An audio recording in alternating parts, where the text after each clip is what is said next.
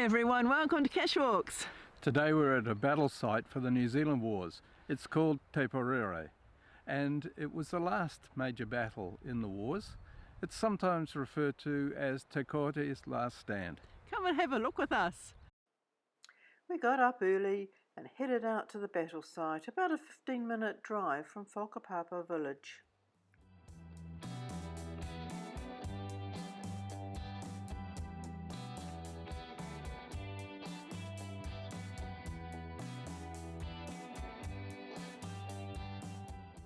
Te Kote from Ngāti Maru was a Maori leader, guerrilla fighter, prophet and founder of the Ringatu religion. Te Kote was defeated here by a combined force of armed constabulary and Maori fighters from all points of the compass. The first stop was an information sign to get clues for an offset multi located near here. With the correct coordinates we headed off to find the cache.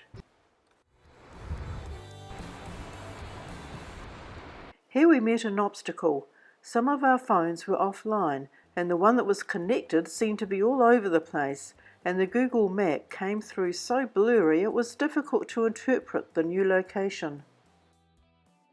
We headed on discussing possible solutions to the problem. We came first to the lower redoubt.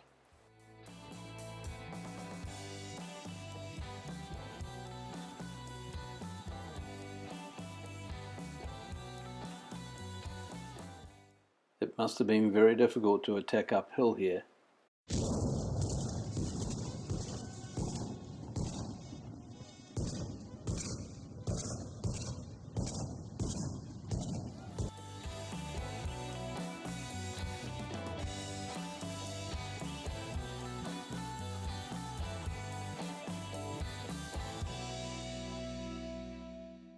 Let's take a closer look inside the redoubt.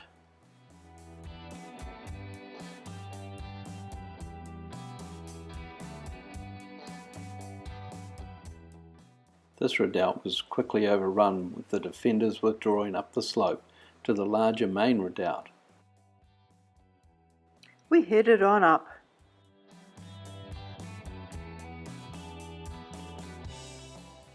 Here there is another viewing platform, as the whole redoubt is wahi tapu, or a sacred place, and you're asked not to enter. Some of the Maori dead from the battle are buried under this plaque.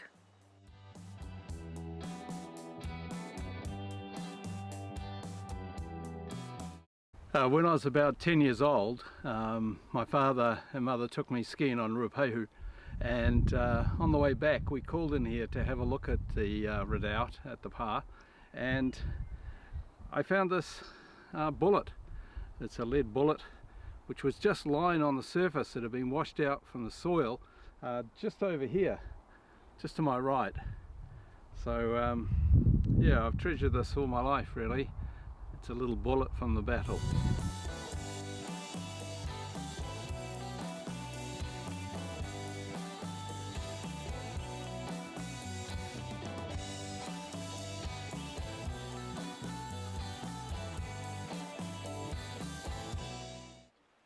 Holding the muzzle of the rifle in your left hand, remove a cartridge from the expense pouch with your right.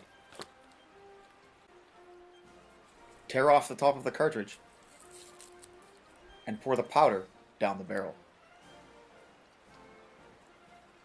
Once the cartridge is empty, reverse the cartridge and place it bullet first, fully seated in the muzzle.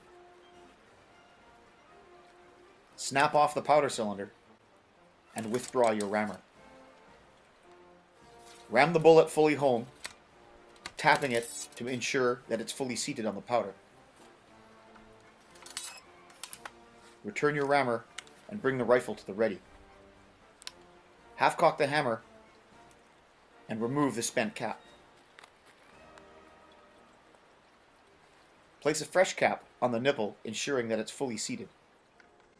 Bring the rifle to full cock, cover your target, and fire.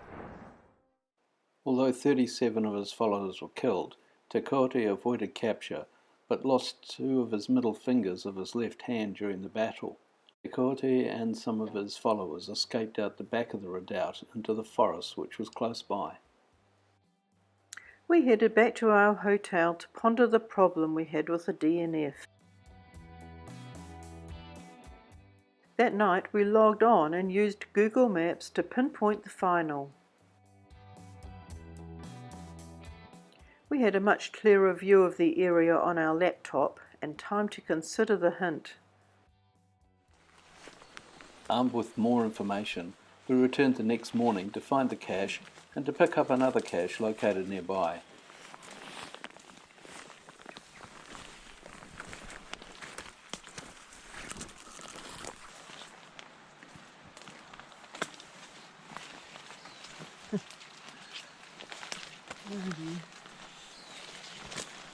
A mission to get through. I think I'm taking the long way around.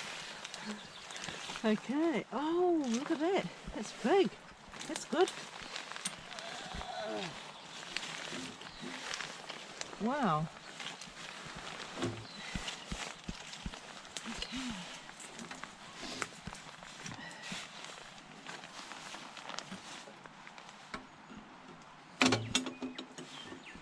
Ammo can, Lynn.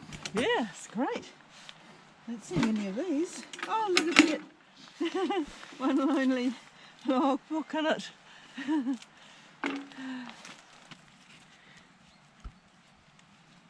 And a little kiwi path tag. And put a bit of swag in for the children. I like the like the cockroach. A little bouncy ball.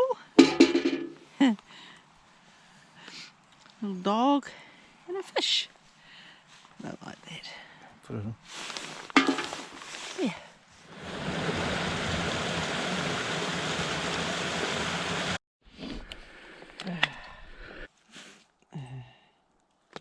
What was it? 19th? 20th. It's good. Put our path tag in. And fly.